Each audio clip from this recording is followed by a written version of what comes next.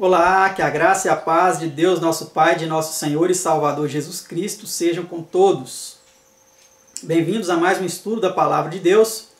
E eu quero perguntar, você está contente com esses estudos? Porque este é justamente o título do nosso estudo de hoje, contentamento. Vamos ver aí como a Bíblia enfatiza a importância do contentamento também na experiência cristã. E é um estudo pequeno, composto por apenas 8 perguntas e respostas e mais algumas notas, mas não menos importante que os demais, né? Então vamos orar mais uma vez para iniciarmos o estudo de hoje. Pai Santo, Deus amado, Deus bendito, Deus longânimo, paciente, Deus de amor, de bondade, misericórdia, nós te louvamos e bendizemos o teu nome, o nome de teu Filho, pela oportunidade que nos dá de mais uma vez estudarmos a tua palavra. E pedimos que nos ajude, Senhor, a entender este assunto, também nos conceda este dom, o dom do contentamento, para que estejamos contentes em toda e qualquer situação, sabendo que tudo coopera para o bem daqueles que amam a Deus. Queremos, Senhor, amar a Ti de fato e de verdade. E suplicamos a Tua bênção, Senhor, a Tua direção, de todo o coração. Em nome do Seu amado Filho Jesus. Amém. Vamos ver então o que a Bíblia diz sobre o contentamento, não é? A pergunta de número 1, que diz o apóstolo ser grande ganho? Mas é grande ganho a piedade com contentamento, porque nada trouxemos para este mundo, e manifesto é que nada podemos levar dele. 1 Timóteo 6, 6 e 7. Então, olha que interessante, né? O contentamento. Quantas e quantas pessoas estão descontentes com a sua situação? E isso é mesmo enfatizado e combatido nas igrejas modernas, nas igrejas populares, onde se prega a teologia da prosperidade. Se prega totalmente o contrário disso, o descontentamento. Eles insuflam o descontentamento nas pessoas para que elas busquem mais e mais, mas para que elas também doem mais e mais para essas religiões e esses pastores gananciosos, não é? Vamos para a pergunta 2. Com que somos exortados a estar contentes?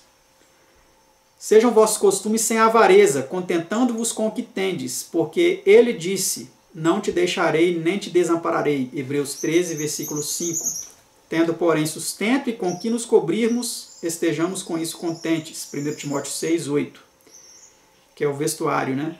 Então, olha que interessante o apóstolo Paulo vem nos dizendo. Tendo o que comer e com o que nos vestir, estejamos com isso contentes. Mas quantas e quantas pessoas aí estão ansiando mundos e fundos, né? Imóveis, fazendas, carros, empresas e uma conta bancária bem vulta, né? Bem volumosa, monetariamente falando.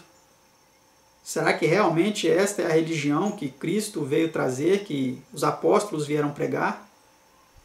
Precisamos refletir sobre isso, né? Pergunta 3. A que respeito nos diz Cristo para não andarmos inquietos? Não andeis, pois, inquietos, dizendo que comeremos, ou que beberemos, ou com que nos vestiremos, porque todas estas coisas os gentios procuram. De certo, vosso Pai Celestial bem sabe que necessitais de todas estas coisas. Isso é Mateus 6, 31 e 33.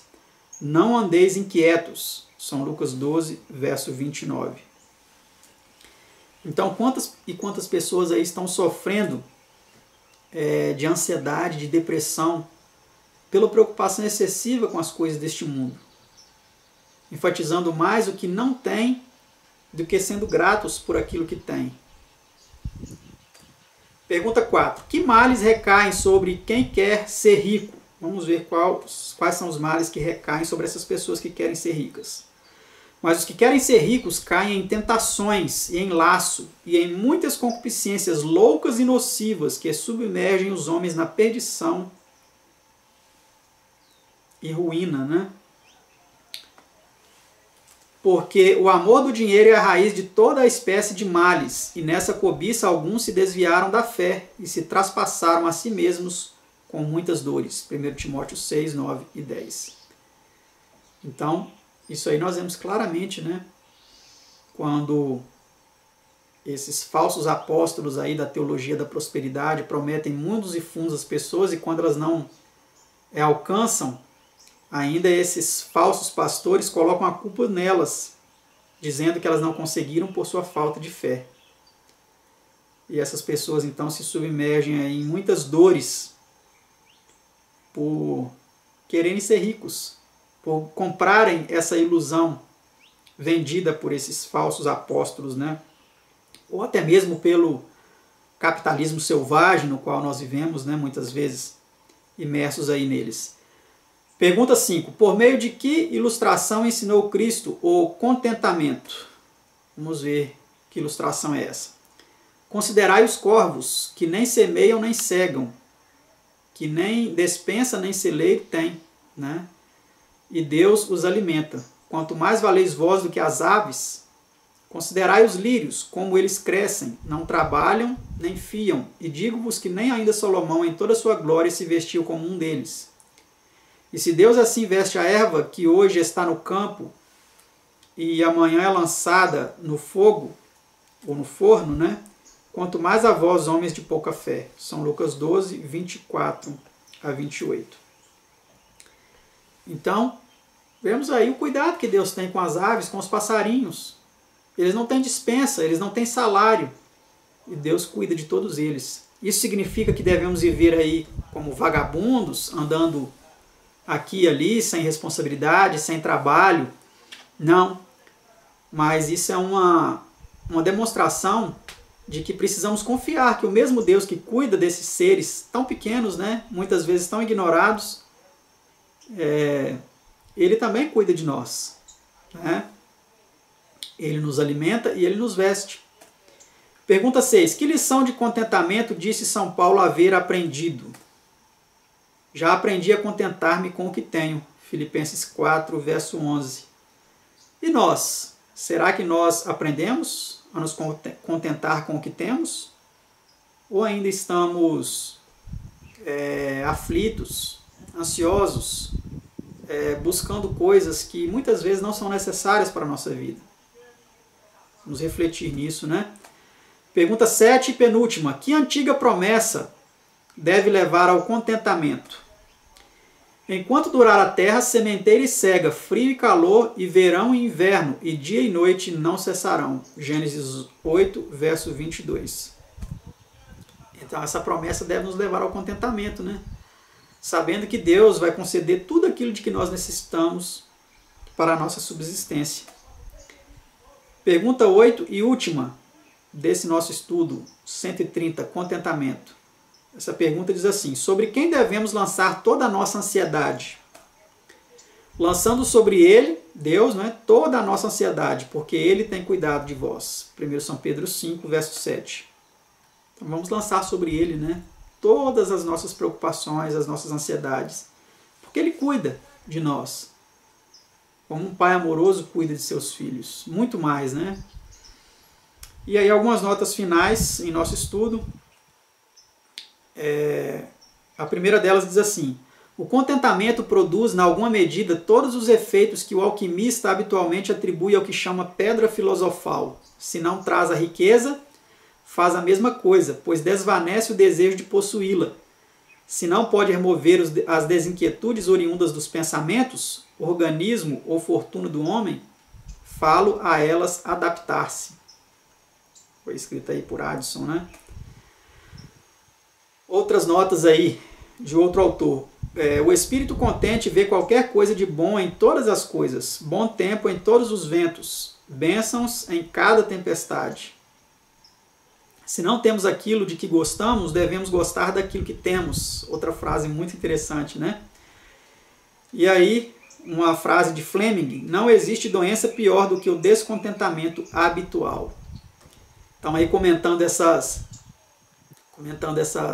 citações, né? Vocês já pararam para anotar aquelas pessoas que Se está chovendo, elas reclamam. Se está calor, elas reclamam. Se está frio, elas reclamam. Pode estar o tempo que for, elas vão reclamar. Como é triste isso, né? Então aqui fala que o espírito contente vê qualquer coisa de bom em todas as coisas, bom tempo em todos os ventos, bênçãos em cada tempestade. Né? Ele não vai reclamar, mas ele vai ter o contentamento necessário, né? Se não temos aquilo de que gostamos, devemos gostar daquilo que temos. Que frase poderosa, que frase verdadeira, né? E quantas vezes nós perdemos o encanto logo após conseguir alguma coisa. Nós perdemos o prazer por aquilo. Quantas e quantas pessoas aí compram e nunca estão satisfeitas. Se entregam aí a este consumismo desenfreado e nunca se satisfazem. Né? Então, se nós não temos tudo aquilo que nós gostaríamos de ter, pelo menos precisamos gostar de tudo aquilo que temos, né? Porque o descontentamento, ele é a pior doença. Não existe doença pior do que o descontentamento habitual, né? Aquela pessoa que habitualmente é descontente com todas as coisas. E a última nota aí em nosso estudo: se não podeis amoldar as circunstâncias aos vossos desejos, amoldai os vossos desejos às vossas possibilidades. Epíteto. Né? E outra frase: o espírito contente está em festa contínua. Que possamos estar nessa festa, né, contínua, sempre contentes com toda e qualquer situação, moderadamente também, né, porque seria displicente num velório, numa situação de luto ou de uma terrível enfermidade de algum familiar, demonstrarmos contentamento exacerbado. Precisamos ser moderados também até no contentamento, para não sermos pessoas aí inconvenientes também em algumas circunstâncias, né? Que Deus nos ajude para que tenhamos essa importante virtude aí do contentamento. Que Deus abençoe a todos. Obrigado por assistirem mais esse estudo da Palavra de Deus. E até o nosso próximo estudo, se assim Deus nos permitir.